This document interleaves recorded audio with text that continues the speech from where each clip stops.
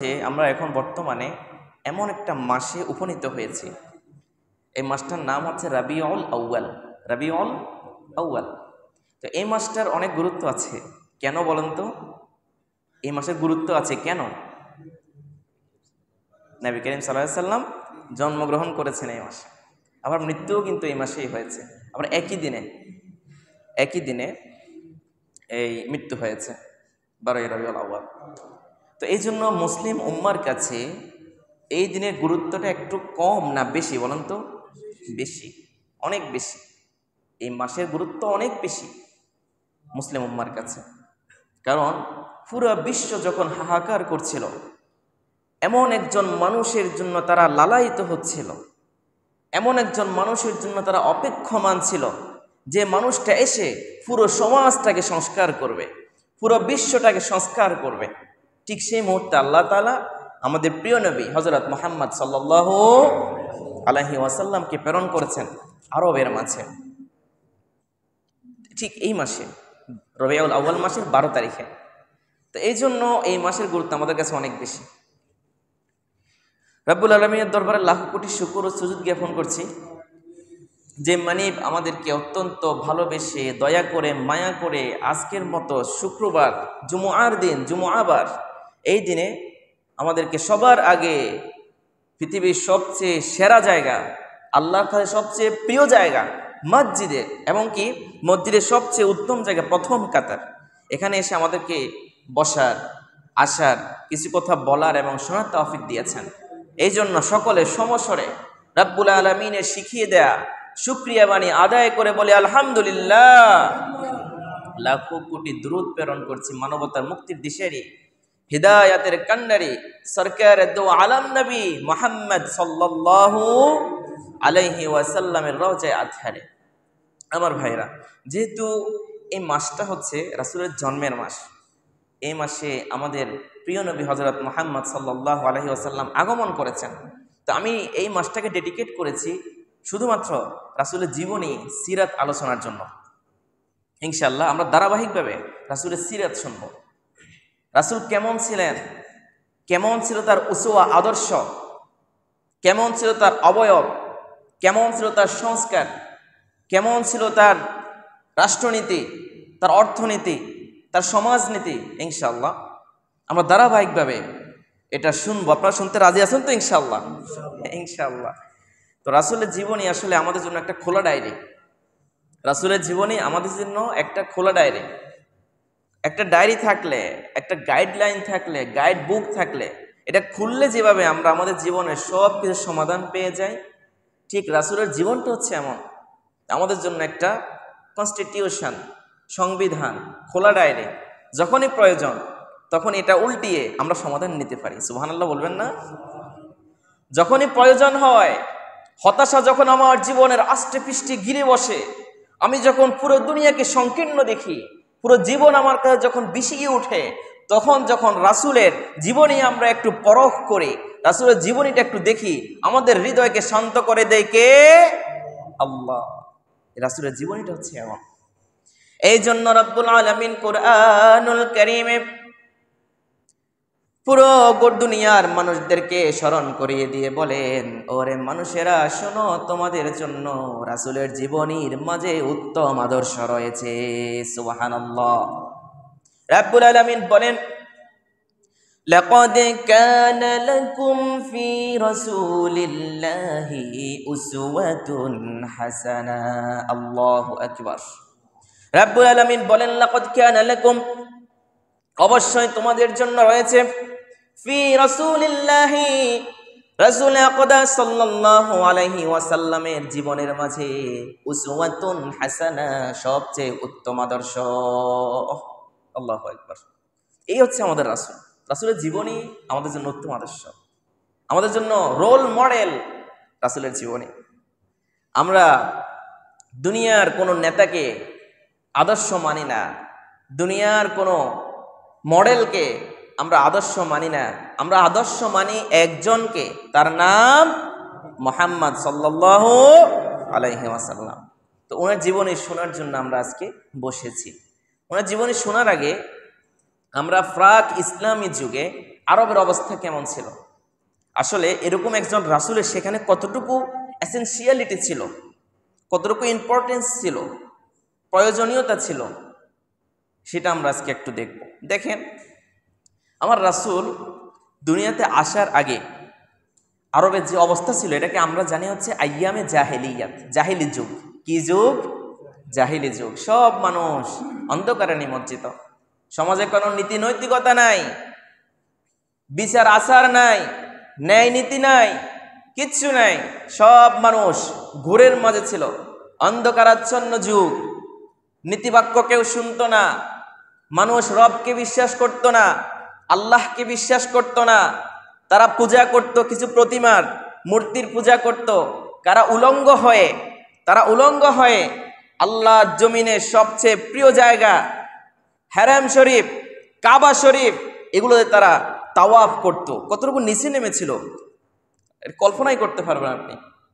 যে মানুষগুলা আল্লাহর দুনিয়াতে সবচেয়ে পবিত্রতম স্থান, এবং কি যে স্থান থেকে দুনিয়ার সৃষ্টি শুরু হয়েছে, তাফসিরে জালালাইনের বর্ণনা, ওখান থেকে দুনিয়ার সর্বপ্রথম সৃষ্টি শুরু হয়েছে। তো সেই কাবা শরীফকে তারা তাওয়াফ করত উলঙ্গ হয়ে, কোনো প্রকার কাপড় শরীরে রাখত না। তো বুঝেন আপনি যে তারা কতটুকু নিচে নেমেছে। তো সেই সময়ের অবস্থাগুলোকে আমরা ভাগ করে শুনবো। প্রথমে শুনবো রাজনৈতিক অবস্থা কেমন ছিল। আরবের রাজনৈতিক অবস্থা ছিল খুবই বিভীষিকাময়। তাদের মাঝে একটা নীতি চালু ছিল, সেটা হচ্ছে গোত্রীয় শাসন। গোত্র গোত্র ভাগ থাকতো, আর ওখানে একজন শাসক থাকতো, গোত্রপতি থাকতো, যাকে শেখ বলা হতো, আরবদের ভাষায় শেখ বলা হতো। তো এই শেখকে সবাই অনুকরণ করত। তাদের মাঝে গোত্রপ্রীতি ছিল, এটা হচ্ছে গোত্রীয় শাসন। আবার আরেকটা ছিল গোত্রপ্রীতি, মারাত্মক আকার ধারণ করেছিল গোত্রপ্রীতিটা।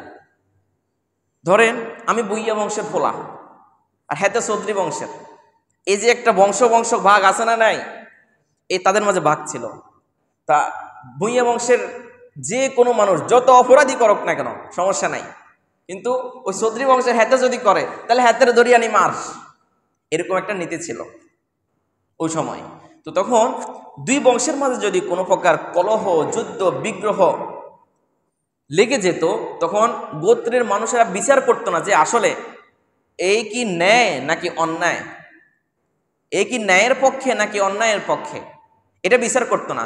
বরং আমার গোত্রের মানুষের সাথে বেজাল হয়েছে, চল লাঠি নে, রান্দা নে, উড়াল নে, সাফাতি নে, দৌড়া তাদেরকে, এরকম ছিল অবস্থাটা। আসলে কি ন্যায় নীতি বিচার করতো না, আসলে কি এই লোকটা ন্যায়ের পক্ষে আছে নাকি অন্যায়ের পক্ষে আছে, ড্যাম কেয়ার দেখতোই না। শুধু আমার গোত্রের মানুষ বেজাল করেছে, ব্যাস এতটুকুই। বিশাল যুদ্ধ পর্যন্ত লেগে যেত এদের মাঝে। এদের মাঝে এমনও যুদ্ধ ছিল যেটা যুগের পর যুগ ধরে চলতো। জঙ্গে বুয়াস নামে একটা যুদ্ধ ছিল তাদের মাঝে। তো জঙ্গে বুয়াসের যুদ্ধটা প্রায় অনেক যুগ ছিল। তো মানুষ মারা যাওয়ার সময় তো ওসিয়ত করে যায়, ওসিয়ত করলে ছেলে মেয়েকে বলে যায়, বাবারে আমার নামে একটা মসজিদ করিও, আমার নামে একটা মাদ্রাসা করিও, এতিমখানা কিছু টাকা দান করিও। এরকম ওসিয়ত করে না? করে কি না? করে। তো জাহেলিয়াতের যুগে ওই সকল মানুষ মারা যাওয়ার সময় ওসিয়ত করতো, বাবারে ওই যে যুদ্ধটা চলছে এটা তুমি জারি রাখিও, বুঝছেন? ওই যে ওই গোত্রের সাথে, ওই মানুষগুলোর সাথে যে আমাদের একটা যুদ্ধ চলতেছে, এই যুদ্ধটা তুমি জারি রাখিও, তুমিও করিও এটা। চিন্তা করেন কত নিচু মানসিকতার মানুষ ছিল তারা তখন।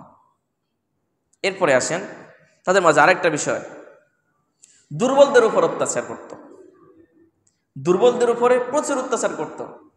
কিন্তু ইসলাম এসে এসব কিছু খতম করে দিয়েছে। সর্বপ্রথম কথা হচ্ছে গোত্রীয় যে দ্বন্দ্বটা ছিল, গোত্রীয় দ্বন্দ্বটাকে, বংশীয় দ্বন্দ্বটাকে, এই বংশের সাথে আরেক বংশের দ্বন্দ্ব, যুদ্ধ, বিগ্রহ, কলহ, এগুলোকে নিপাত করে দিয়েছে। ইসলাম সাম্য আর শান্তির বাণী শুনিয়ে দিয়েছে। রাব্বুল আলামিন কোরআনুল কারীমে বলেন, মুসলমানদের মাঝে কোনো ভাগ নাই, দুনিয়ার সকল মুসলমান সমান, মুসলমানদের মাঝে কোনো ভাগ নাই। ইন্নামাল মুমিনুনা ইখওয়াহ ফাসলিহু বাইনা আখওয়াইকুম। রাব্বুল আলামিন বলেন, ইন্নামাল মুমিনুনা ইখওয়াহ, ওরে মুমিনরা তোমরা সবাই ভাই, তোমরা সবাই আপন ভাই, তোমাদের মাঝে কোনো ভাগ নাই। ফাসলিহু বাইনা আখাওয়াইকুম, তোমাদের ভ্রাতৃত্বের বন্ধনকে তোমরা সুদৃঢ় করো। আল্লাহু আকবার। ঠিক সেই সময়ে এই বাণীটা শুনিয়েছেন, যখন গোত্রে গোত্রে যুদ্ধ বিগ্রহ হানাহানি চলছে, সে ঠিক সেই সময়ে দাঁড়িয়ে ইসলাম এই বাণী শোনাচ্ছে যে ইন্নামাল মুমিনুনা ইখওয়া, মুমিনরা ভাই ভাই। ফাসলিহু বাইনা আখাওয়াইকুম, ভ্রাতৃত্বের বন্ধন অটুট রাখো, ছিন্ন করো না। ভ্রাতৃত্বের বন্ধন যদি ছিন্ন করো তাহলে তুমি মুমিনই হতে পারবে না। আরেকটা হাদিসে এসেছে যারা আত্মীয়তার বন্ধনকে ছিন্ন করে তারা মুমিন না।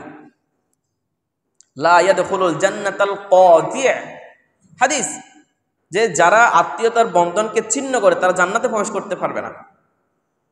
লা ইয়াদখুলুল জান্নাতাল কাতি', আত্মীয়তার বন্ধনকে ছিন্নকারী কখনো জান্নাতে প্রবেশ করতে পারবে না। তো ইসলাম সেই সময়ে এসে এই বাণী আমাদেরকে শোনাচ্ছে।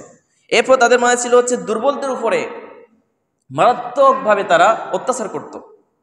হাতে দুর্বল হয়েছে কা, হাতের আরো সাপ, হাতের পাওয়ার নাই কে, হাতের মার্স, এরকম অবস্থা ছিল।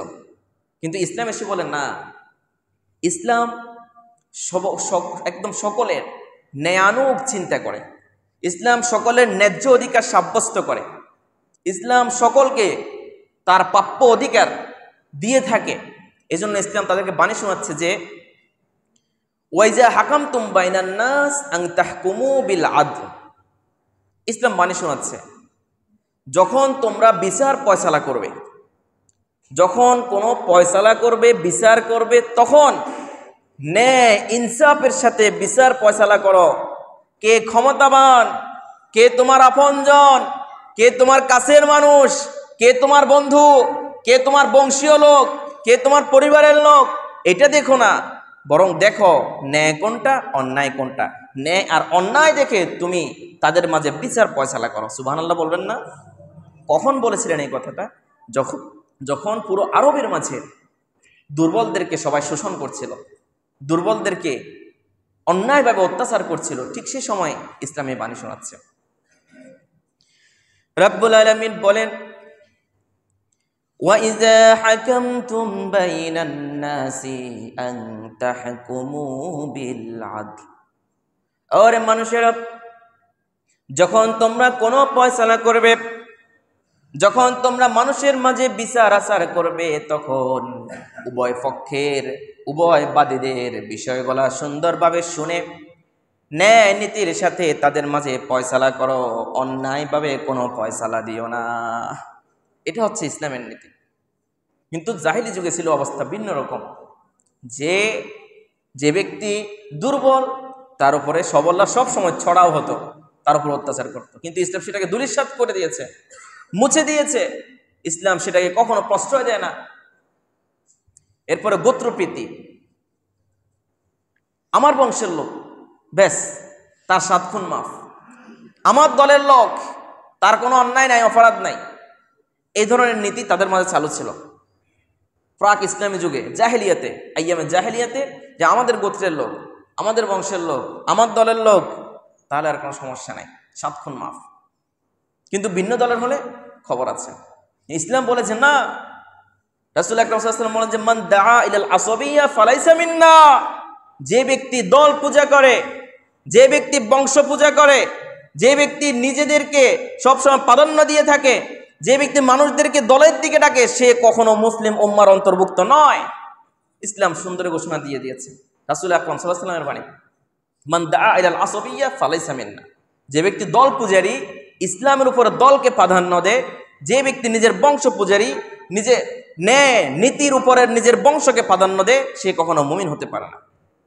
এটা ইসলাম শুনিয়ে দিয়েছে। এরপরে তাদের মাঝে যদি কোনো যুদ্ধ বিগ্রহ হতো, গোত্রে গোত্রে যুদ্ধ হতো, তখন তার গোত্রের মানুষ কি অন্যায় করেছে না ন্যায় নীতিভাবে যুদ্ধ করতেছে, এটা চিন্তা করতো না। যদি অন্যায়ও করে তারপর তাকে সহযোগিতা করত, অন্যায়কে সহযোগিতা করতো। অথচ ইসলাম বলেন না, অন্যায়ের মাঝে সহযোগিতা করা যাবে না। রব্বুল আলামিন কুরআনুল কারীমে বলেন, তোমার ভাইকে তুমি সহযোগিতা করবে ন্যায়ের কাজে, অন্যায়ের কাজে নয়। অন্যায়ের কাজে সহযোগিতা করা যাবে না। তাআওয়ানু আলাল বিররি ওয়াত তাকওয়া ওয়া লা তাআওয়ানু আলাল ইসমি ওয়াল উদওয়ান। রাব্বুল আলামিন বলেন, তাআওয়ানু আলাল বিররি ওয়াত তাকওয়া, ভালো কাজে পুণ্যের কাজে তোমরা একে অপর ভাইকে সহযোগিতা করো। ওয়ালা তাআওয়ানু আলাল ইসমি ওয়াল উদওয়ান, খারাপ কাজে মন্দ কাজে তোমরা তোমাদের ভাইদেরকে সহযোগিতা করো না। এটা ইসলামের বাণী। ইসলাম শুনিয়ে দিচ্ছে যে মন্দ কাজে খারাপ কাজে কোনো ভাই তার অপর ভাইকে সহযোগিতা করতে পারবে না। আমার ভাইরা, এরপরে আসেন প্রাক ইসলামী যুগে, ইসলাম আবির্ভূত হওয়ার পূর্বের যুগে আইয়ামে জাহেলিয়াতে সামাজিক অবস্থা কেমন ছিল? এটা গেল রাজনৈতিক অবস্থা। সামাজিক অবস্থা কেমন ছিল? সামাজিক অবস্থার ক্ষেত্রে সর্বপ্রথম আমরা আনছি নারীদের অবস্থা কেমন ছিল। আসলে প্রাক ইসলামী যুগে আইয়ামে জাহেলিয়াতে নারীদের কোনো অধিকার ছিল না। তাদের কাছে নারী ছিল শুধুমাত্র ভোগের সামগ্রী, শুধুমাত্র ভোগের সামগ্রী। নারীর কোনো অধিকার ছিল না। তারা নারীর অধিকারকে একদম স্বীকার করতো না।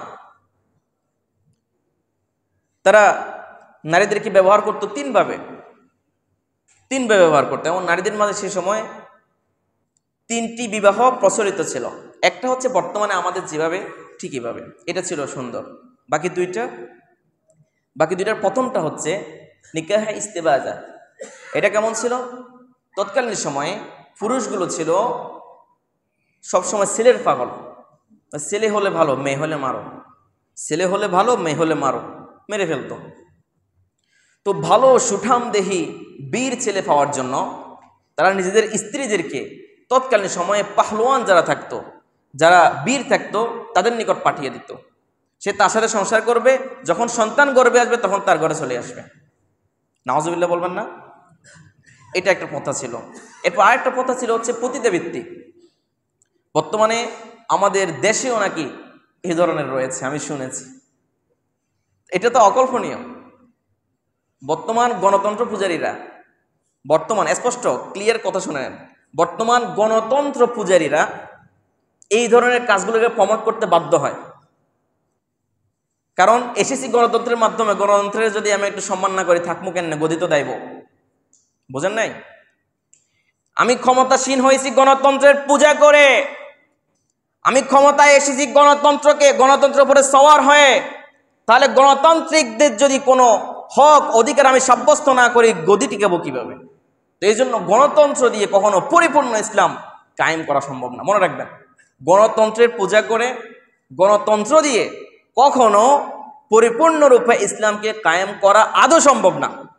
মিলিয়ে নিয়েন। কারণ গণতন্ত্রের কাঠামোটা কি? আমি গণতন্ত্রের অন্য কোনো নীতি নিয়ে কথা বলছি না, শুধুমাত্র ভোটিং সিস্টেম নিয়ে বলছি। অন্য কোনো নীতিত্ব মুসলমান কল্পনাই করতে পারে না। ভোটিং সিস্টেম, গণতন্ত্রের ভোটিং সিস্টেমটা কি? আসলে গণতন্ত্রের মাঝে এমন সিস্টেম যে সমাজের যারা রাজনীতিবিদ তারাও ভোট দিবে এক ব্যক্তিকে চিন্তা করে, সমান তার ভোটের যে দাম।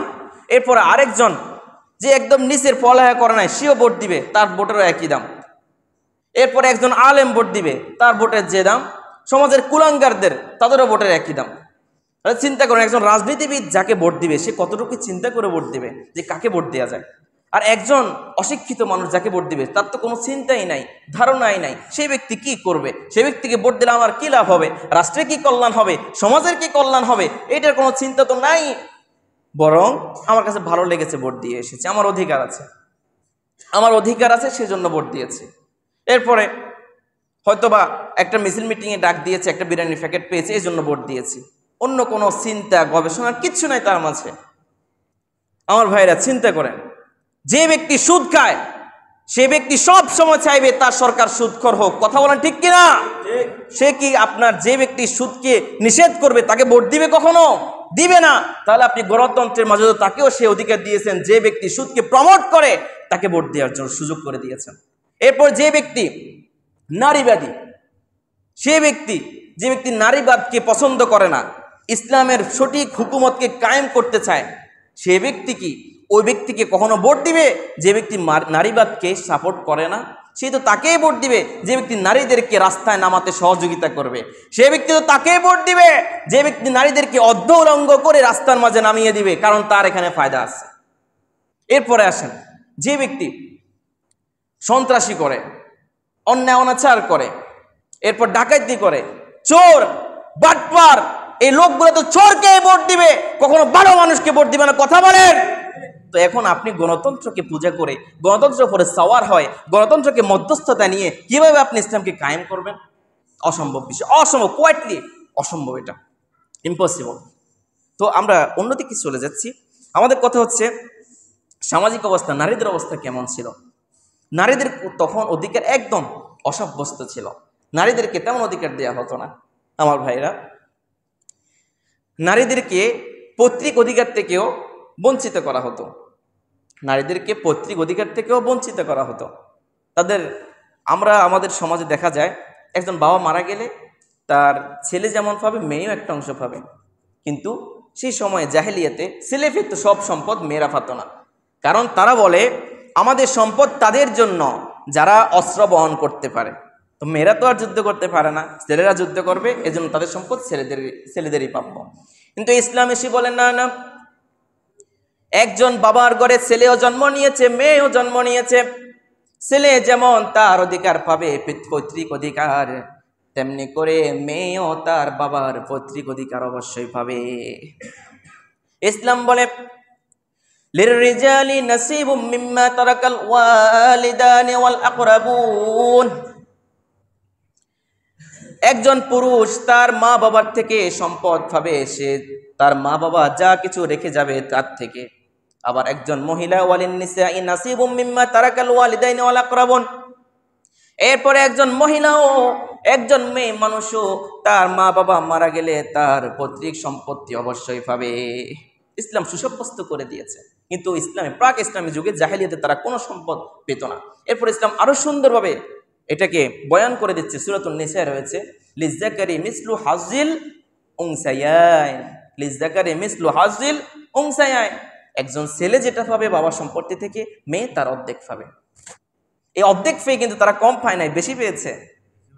এটা বুঝতে কষ্ট হয় আসলে। আর এইটা প্রমোট করে কারা? ওই নারীবাদীরা, ওই শিয়ালগুলো এটা প্রমোট করে, বলে যে এদেরকে ঠকানো হচ্ছে না। বোনেরা, আমার বোনেরা এখানে নাই, ঠকানো হচ্ছে না, তাদেরকে সুন্দরভাবে অধিকার দেওয়া হচ্ছে। চিন্তা করেন, একজন মেয়ে মানুষ, আমার বোন, সে পিতার থেকে ভাই যেটা ফেলো এটা অর্ধেক ফেলো। আচ্ছা বলেন তো, তার কি আরেক জায়গায় বিবাহ হবে না? সে কি চিরদিন বাবার বাড়িতে থাকবে? বিবাহ হবে, বিবাহ হওয়ার পরে স্বামীর ঘরে যাবে, স্বামী তাকে মোহরানা দিবে না? কমসে কম 5 লাখ, হয়েছে না ডাবল। এরপরে স্বামী কয়, দেখো আমার যত সম্পত্তি আছে সব তো তোমারই। এবারে চিন্তা করেন তো কত গুণ পাইছে। কল্পনা করেছেন? আমার বোনেরা, তাদেরকে কম দেয়া হচ্ছে না, তাদেরকে ঠকানো হচ্ছে না, বরং যারা তাদেরকে পুষলাচ্ছে যে তোমাদেরকে ঠকানো হচ্ছে, তারাই প্রকারান্তরে তাদেরকে ঠকায়। কথা বলেন। ওই যে একটা গল্প আমি অনলাইনে একজন ভাইয়ের মুখ থেকে শুনেছিলাম, সম্ভবত শামসুল আরেফিন শক্তি ভাইয়ের কাছ থেকে, যে নারীবাদীরা সবসময় মিছিল করে, মেয়েদেরকে বন্দি করে রাখা হয়েছে ঘরের ভিতরে, মেয়েদের অধিকার সাব্যস্ত করা হচ্ছে না, তারা শিক্ষায় পিছিয়ে, চিকিৎসায় পিছিয়ে, সর্বহালতে তারা পিছিয়ে আছে, তাদেরকে বোরকার ভিতরে বন্দি করে রাখা হয়েছে, তাদেরকে জেলের ভিতরে আটকিয়ে রাখা হয়েছে এক প্রকার। তো এই বিষয়গুলো নিয়ে তারা সবসময় শোরগোল থাকে, শোরগোল করে, আর বলে যে এদেরকে রাস্তায় আনো, মাঠে আনো, আমরা পুরুষ মেয়ে সবাই কাঁধে কাঁধ মিলিয়ে কাজ করব, তারপর দেশকে সফল করব। এটা কেমন জানেন? ওই যে একটা খামার অনেকগুলো মুরগি আছে, মুরগিগুলো সেখানে থাকে, মালিক সব সময় আসেন, তাদেরকে খাবার দেন, মুরগিগুলো পেট পুরে খায়, মনের আনন্দে নাচে, এরপর পানি খায়। একদিন এক শিয়াল মামা, বেচারা শিয়ালের পেট যায় যায় অবস্থা, খানা নাই, দানা নাই, কিচ্ছু না, অবস্থা খারাপ, খানা পাচ্ছে না। মুরগি সবগুলো তো মালিকের হেফাজতে আছে, মুরগি সবগুলা একটা জায়গায় বন্দী আছে, খাঁচার ভিতরে বন্দী আছে। হ্যাঁ, তো তাদেরকে সেখানে খাবার দেওয়া হচ্ছে, তাদের সব অধিকার সেখানে সাব্যস্ত করা হচ্ছে, তাদেরকে সব অধিকার দেওয়া হচ্ছে, ঠিক আছে। তো ওই শিয়াল চিন্তা করলো, এই মুরগিগুলার যদি বাইন না করি আমার ফ্যাট তো যাইব, মরা লাগবো আমারে। এখন চিন্তা করলো এই মুরগিগুলোকে একটু ফুসলাইতে হবে, কারণ মালিকের বললে তার মালিক কখনো ছাড়বে না। মালিক কি নিচ্ছে করে নিজের সম্পদ নষ্ট করবে? করবে না। সে মুরগিদেরকে একদিন ডেকে বলা যে, ওই মুরগিরা শোনো, আরে তোমাদের জন্য আমার বড্ড মায়া হয়, কত কষ্ট করে তোমরা এখানে থাকো, একটু বাইরে আসতে তোমার পৃথিবীটাকে দেখতা, দেখো এখানে কত সুন্দর পৃথিবী, গাছগাছালি, সবুজ অরণ্য, কত কিছু। একটু বেরিয়ে আসো। এবার মুরগির একটু ফুসলে গেছে, কয়েকটা মুরগি মিলে আন্দোলন শুরু করছে, আমরা বাইরে যাব, আমরা পৃথিবী দেখতে চাই, দুনিয়া আমরা দেখতে চাই, সমুদ্রের কলকল ধ্বনি আমরা শুনতে চাই, প্রভাতের চৈতালিত রোদ একটু দেখবো। তো এগুলো অনেকভাবে তারা মিছিল করতেছে। এখন বলেন তো, এই মুরগিগুলা যদি বাহির হয় তাহলে লাভটা কার হবে? শিয়ালের। আরে শিয়াল তো যতক্ষণ বন্দি থাকবে ততক্ষণ খাইতে পারবে না, যখন মুরগিগুলা বেরিয়ে আসবে একটা একটা করে সাবাস। তো শিয়ালদের মতোই হচ্ছে আমাদের নারীবাদীরা। নারীবাদীরা মূলত নারীদেরকে ঘর থেকে বাহির করে আনে তাদের নাস্তার জন্য। শিয়ালের মতো অবস্থা, যতক্ষণ পর্যন্ত তারা ঘরে থাকবে তারা সেখানে একেবারে সংরক্ষিত থাকবে, তারা সেখানে নিরাপদে থাকবে, নিরাপদ আশ্রয় থাকবে। আর সেখানে কাজ নাই, কি বলছে, একটা ঘরে যে কত পরিমাণ কাজ আপনারা দেখেন না। একটা ফ্যামিলিকে কন্ট্রোল করা অনেক কঠিন। স্বামীকে কন্ট্রোল করতে হচ্ছে, ছেলে সন্তানদেরকে কন্ট্রোল করতে হচ্ছে, মেয়েদেরকে কন্ট্রোল করতে হচ্ছে, ঘরের সব কাজ আঞ্জাম দিতে হচ্ছে, ঘর গোছাতে হচ্ছে। এটা তো অনেক বড় কাজ। একজন মা একজন শিক্ষিকা, একজন মা একজন চিকিৎসক, একজন মা তার সন্তানদের খেলার সাথী, একজন মা তাদের পড়ার সাথী, সব কিছু একজন মাই পারে। তো সেখানে তো অনেক কাজ, কে বলতে সেখানে কাজ নেই? তো যারা এই সকল কথা বলে যে নারীদেরকে মাঠে আনো, আমাদের সমান করো, সমান অধিকার সাব্যস্ত করো, আসলে তারা নারীদের কোনো অধিকার চায় না, নারীদের অধিকার হরণ করতে চায়, হরণ করতে চায়।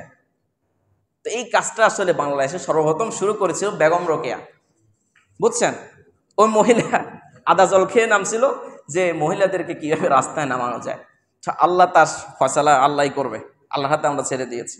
তো আমার ভাইরা, ইসলাম এসে তাদের পদ্মার বিধান দিয়েছে। সে সময় মহিলাদের কোনো পদ্মার বিধান ছিল না, যার কারণে রাস্তাঘাটে তাকে ইফটিজিং এর শিকার হতে হতো। আইয়ামে জাহেলিয়ার কথা বলছি। কিন্তু ইসলাম এসে বলে যে না, তোমরা পরিপূর্ণ রূপে হিজাব মেনটেন করে তারপর রাস্তায় হাঁটবা। রাব্বুল আলামিন বলেন, ওয়ালা তাবাররাজনা তাবাররুজাল জাহিলিয়াতিল উলা। জাহেলিয়াতের সময়, আইয়ামে জাহেলিয়াতে, অন্ধকার যুগে তোমরা যেভাবে রাস্তায় চলাচল করতা, এখন আর রাস্তায় সেভাবে চলাচল করবা না। ইসলাম তাদের এই অধিকার সাব্যস্ত করলো। আমার ভাইরা, আপনারা জানেন সবাই যে আইয়ামে জাহেলিয়াতে মেয়েদেরকে বাচ্চা সন্তান জন্ম হলেই ইসওয়াদ্দাত উজুহুহুম, তাদের চেহারাগুলো কালো হয়ে যেত। মেয়ে হয়েছে, সমাজে মুখ দেখাবো কেমনে? আহারে, এটা তো অভাগ্য, আমার অভাগ্যের প্রতীক, আমার শেষ করে দিল, এভাবে তারা বোঝা মনে করত। বুঝেছেন? আপনারা তো একটা হৃদয় কাড়া একটা ঘটনা আপনারা জানেন। কয়টা বাজে?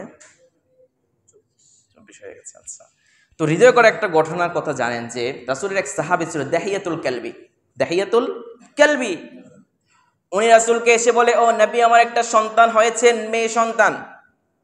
আমার সন্তান হওয়ার পরে অনেক মায়া লাগে, তাকে আমি মারি নাই, আমার স্ত্রী তাকে মারতে দেয় নাই। আমার স্ত্রী বলছে, এরকম ফুটফুটে একটা সন্তান কিভাবে তুমি তাকে হত্যা করবা? এরপর আমি তাকে মারি নাই, আস্তে আস্তে বড় হচ্ছে আমার কোলে পিঠে করে।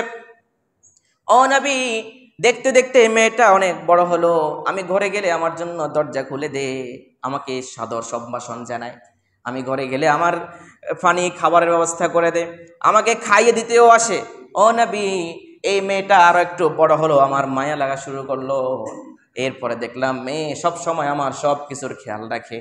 ও নবী, কিন্তু সমাজের মাঝে আমি আমার চেহারা দেখাতে পারছিলাম না।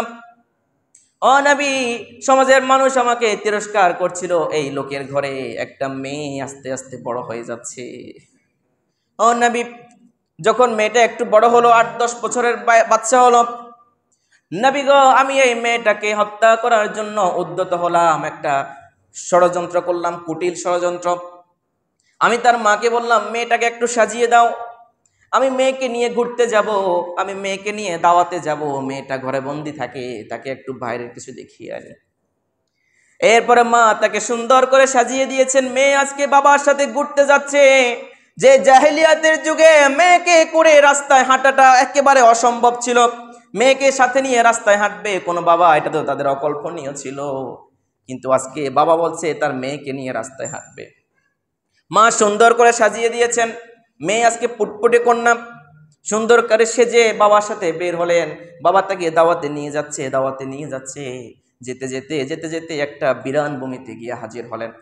বিরান ভূমিতে যাওয়ার পরে বাবা মেয়েকে সাথে রেখে বলে, মা রে তুমি এখানে দাঁড়াও, আমি এখানে একটা গর্ত করব। ওই দাহিয়াতুল কালবি সেখানে একটা গর্ত করতেছেন। মেয়ে জিজ্ঞেস করে, বাবা আপনি এটা কেন করছেন, কবরটা কেন বানাচ্ছেন? এই খনন করার সময় বালিগুলো চটকে এসে দাহিয়াতুল কালবি বাবার দাড়ির মাঝে পড়ে, চুলের মাঝে পড়ে, এরপরে গায়ের মাঝে বালুগুলো পড়ে। ওই মেয়ে গিয়ে এগুলো পরিষ্কার করে দেয়।